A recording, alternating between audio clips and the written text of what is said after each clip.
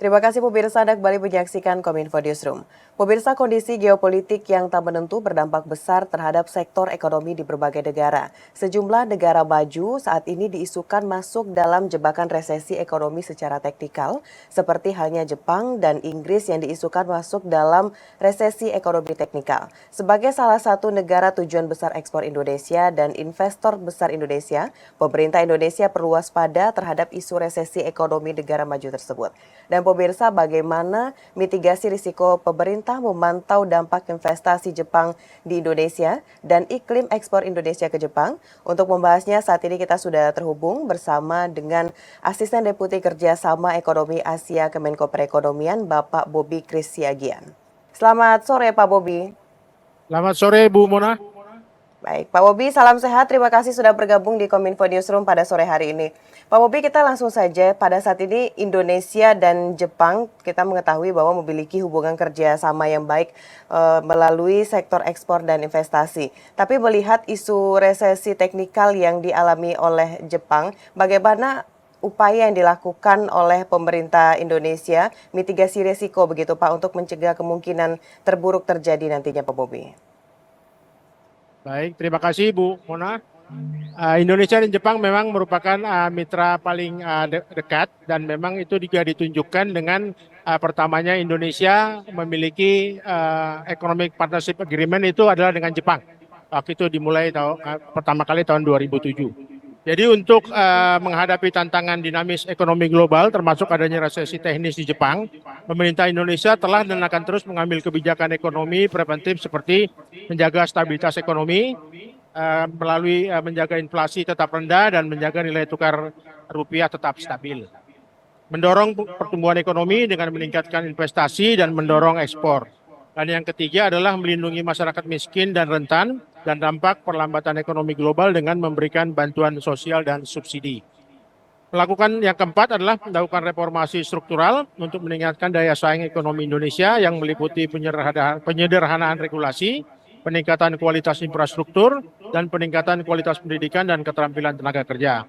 Selain itu, Indonesia juga terus meningkatkan nilai tambah added value dari produk-produk ekspor Indonesia, serta memperluas akses perdagangan ke pasar non-tradisional negara-negara lain selain Jepang, misalnya negara-negara di Asia Tengah dan Asia Selatan.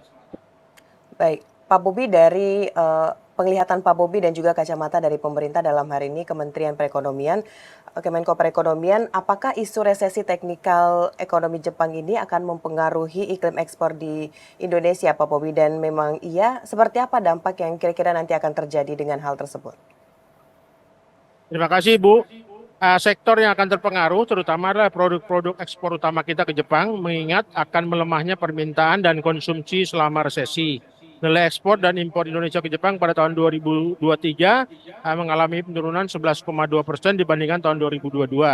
Penurunan ini menunjukkan bahwa permintaan Jepang terhadap produk dari Indonesia berkurang selama periode resesi di akhir 2023. Melemahnya permintaan dan konsumsi Jepang diperkirakan akan terjadi tahun 2024, mengingat tingginya inflasi di tengah resesi yang sedang terjadi.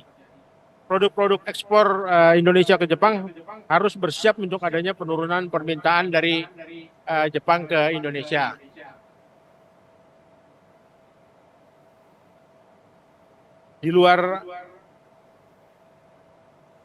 Untuk itu juga diperlukan mendorong pembukaan akses pasar baru di luar Jepang. Beberapa produk ekspor Indonesia yang mungkin berdampak diantaranya batu bara, komponen elektronik, nikel, perhiasan, kayu, karet hingga perikanan. Jadi memang selain dengan Jepang, kita juga harus membuka akses-akses ekspor baru ke negara-negara lain seperti misalnya Asia Tengah dan Asia Selatan. Karena yang negara-negara tersebut termasuk dari negara-negara yang non-tradisional. Terima kasih. Baik Pak Bobi, itu dari segi ekspor barang. Nah, lalu kita juga mengetahui bahwa investasi Jepang di Indonesia ini cukup besar. Sejauh ini, apakah isu ini mempengaruhi minat investor Jepang untuk berinvestasi di Indonesia, Pak Bobi? Kalau minat sih menurut saya tidak akan menurun karena memang dari dulu Jepang adalah investor terbesar di Indonesia. Karena tetap mereka akan tertarik untuk bidang-bidang investasi di misalnya ketenaga listrikan, kemudian juga oil and gas kan itu beberapa proyek-proyek Jepang eh, terus dilaksanakan, terutama pembangkit listrik dan oil and gas. Selain itu juga dalam hal perdagangan terus akan meningkat. Kemarin Jepang melobi pemerintah Indonesia untuk membuka akses untuk produk-produk produk-produk perikanan mereka dan agriculture karena memang sempat kita menutup impor produk-produk yang berdampak dari nuklir Fukushima kemarin. Jadi meskipun secara teknis mengalami resesi, ekonomi Jepang pada triwulan 4 2023 menunjukkan perbaikan dari triwulan sebelumnya dari minus 2,9% ke minus 0,4%. Kondisi ini juga pastinya menjadi perhatian pemerintah Jepang yang akan memformulasikan kebijakan untuk mitigasi dan keluar dari resesi. Kondisi ini memberikan proyeksi positif terhadap ekonomi Jepang ke depan. Jadi memang kalau kita lihat beberapa perusahaan Jepang di Indonesia itu menjadikan Indonesia sebagai satu negara yang prioritas utama. Oleh karena itu kalau kita perhatikan setiap ada Perdana Menteri Jepang baru pasti dia negara yang pertama dikunjungi adalah Indonesia. Misalnya kalau suatu perusahaan di Jepang, misalnya perusahaan yang besar seperti Sumitomo, mereka akan membuat divisinya khusus untuk Indonesia sendiri, kemudian untuk negara ASEAN lainnya juga sendiri, dipisah gitu. Misalnya yang untuk Filipina, Thailand itu di satu kelompok, sedangkan untuk Indonesia untuk satu kelompok sendiri. Jadi memang mereka sangat besar minat kepada Indonesia untuk investasi. Dan sekarang juga sedang dinegosiasikan adalah AZEC, Asia Zero Emission Community. Itu diprakarsa oleh Jepang dan akan dilakukan kerjasama dengan negara-negara di Asia, terutama Indonesia adalah salah satu negara yang menjadi tujuan investasi mereka. Demikian. Baik, Pak Bobi, di tengah isu resesi ekonomi teknikal Jepang tadi, Pak Bobi sudah menyampaikan bahwa apapun yang terjadi hingga saat ini, Jepang tetap memprioritaskan kerjasama bidang perekonomian dengan Indonesia. Sejauh ini dari yang sudah Bapak sampaikan tadi, bidang ekspor dan juga investasi, seberapa besarkah isu resesi ekonomi teknikal Jepang ini berdampak pada pertumbuhan ekonomi di Indonesia secara keseluruhan, Pak Bobi? Ekonomi Indonesia relatif tidak terlalu terpengaruh oleh kondisi Jepang, khususnya konsumsi domestik, karena memang kita besar di konsumsi domestik. Di tengah ketidakpastian dan perlambatan global pasca pandemi, ekonomi Indonesia tetap kuat, ditopang dengan masih kuatnya permintaan domestik. Selain itu berbeda dengan Jepang, kondisi aktivitas konsumsi Indonesia masih kuat yang didukung oleh inflasi yang terkendali. Jadi menurunnya tingkat pengangguran serta peran anggaran pendapatan APBN yang efektif sebagai shock absorber dalam menjaga daya beli masyarakat. Namun di sektor perdagangan, perlambatan ekonomi atau resesi yang terjadi di Jepang saat ini bisa berpengaruh cukup besar terhadap kinerja ekspor Indonesia. Hal ini karena Jepang merupakan mitra tradisional Indonesia dan jumlah produk ekspor ke negara matahari tersebut. Jadi pertumbuhan ekspor pada Januari 2024 sudah terkontraksi sebesar 8,3% dibanding tahun 2023. Bahkan bila dibandingkan periode yang sama tahun lalu telah minus 8,06%,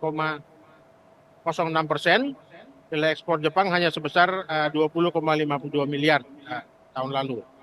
Jadi kalau perekonomian secara umum tidak terlalu terpengaruh, tapi memang mengganggu kinerja ekspor. Oleh karena itu memang kalau kita nanti buka seperti biasanya di amanat RPJMN itu selalu ditekankan bahwa kita perlu membuka ekspor baru ke negara-negara non-tradisional. Oleh karena itu negara-negara seperti Asia Selatan itu Pakistan, India, Bangladesh itu perlu kita untuk tingkatkan ekspornya untuk mengatasi kalau memang permintaan ekspor dari Jepang itu menurun. Dan juga beberapa negara Asia Tengah tuh juga Kazakhstan, kemudian Uzbekistan itu juga sedang gencar-gencarnya untuk mengundang investasi maupun ekspor Indonesia ke negara mereka.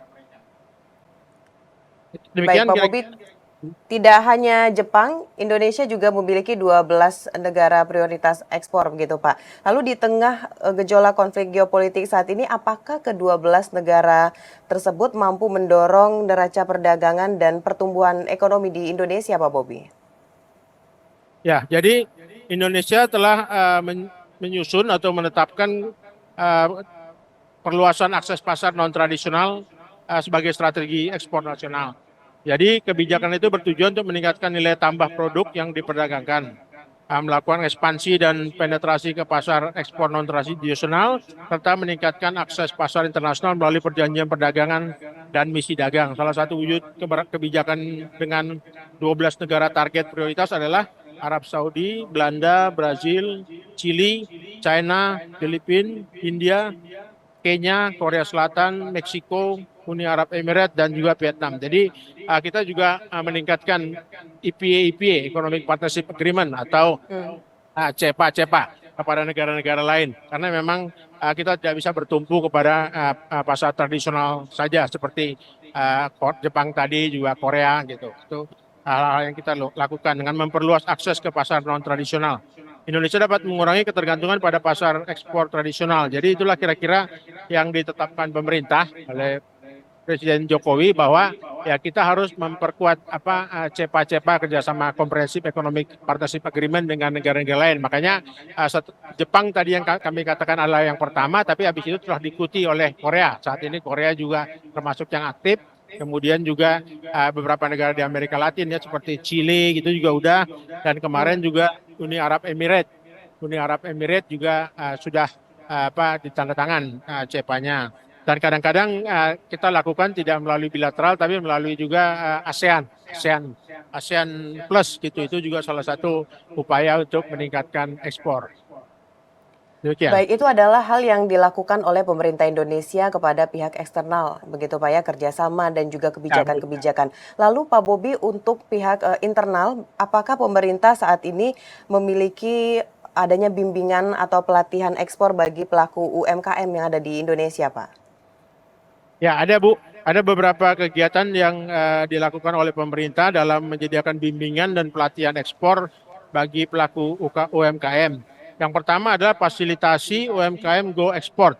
Di sini Kementerian Koordinator Bidang Perekonomian dan Kementerian Koperasi dan UKM mendorong UMKM ekspor dan digital melalui fasilitasi pelatihan manajerial SDM UMKM, pendampingan oleh Pusat Pelatihan Usaha Terpadu, penguatan kelembagaan koperasi, dan fasilitasi akses pemasaran ekspor. Kemudian program yang kedua adalah Export Coaching Program 2024. Program ini merupakan pendampingan ekspor untuk UMKM yang diselenggarakan oleh Pusat Pelatihan Sumber Daya Manusia Ekspor dan Jasa Perdagangan, PPEJP. Pelaku usaha yang terpilih akan mendapatkan pendampingan selama 1 tahun.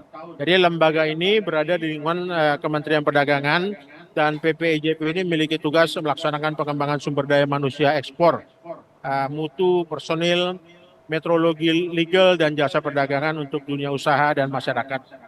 Jadi dilakukan beberapa program-program pelatihan di bawah naungan PPJE ini. Program yang ketiga adalah program PKE UMKM. Program ini merupakan upaya konkret pemerintah melalui Kementerian Keuangan yang diberikan kepada Lembaga Pembiayaan Ekspor Indonesia LPI untuk mendukung para pelaku usaha UMKM berorientasi ekspor. Jadi ini program ketiga dari Kementerian Keuangan lewat LPI. Kemudian yang keempat adalah coaching program for new exporter, CPNA. Program ini, pelatihan ini diselenggarakan oleh Lembaga Pembiayaan Ekspor Indonesia dan Exim Bank. Jadi itu kira-kira 4 program yang dapat kita kembangkan dalam mengembangkan UMKM, karena memang UMKM sangat penting untuk menjaga stabilitas ekonomi nasional. Baik, Pak Bobi, berarti bisa kita simpulkan bahwa isu resesi teknikal ekonomi Jepang yang terjadi saat ini tidak begitu berpengaruh terhadap pertumbuhan ekonomi di Indonesia, karena pemerintah Indonesia sendiri telah menyiapkan mitigasi risiko yang disiapkan untuk mencegah adanya kemungkinan terburuk terjadi. Baik, ya, Pak Bobi, terima kasih banyak sudah memberikan informasi bagaimana saat ini upaya yang dilakukan oleh pemerintah Indonesia untuk tetap bisa menjaga pertumbuhan perekonomian di Indonesia. Selamat melanjutkan aktivitas, Pak Bobi. Selamat sore, terima kasih. Selamat sore, terima kasih Bu Mona. Terima kasih. Baik pemirsa, itulah dialog kita bersama dengan Bapak Bobi Krisyagian selaku Asisten Deputi Kerjasama Ekonomi Asia Kemenko Perekonomian. Terima kasih bagi Anda yang sudah menyaksikan. Saya Mona Azharinisak mewakili kerabat kerja yang bertugas mengucapkan terima kasih atas partisipasi Anda. Selamat sore dan sampai jumpa.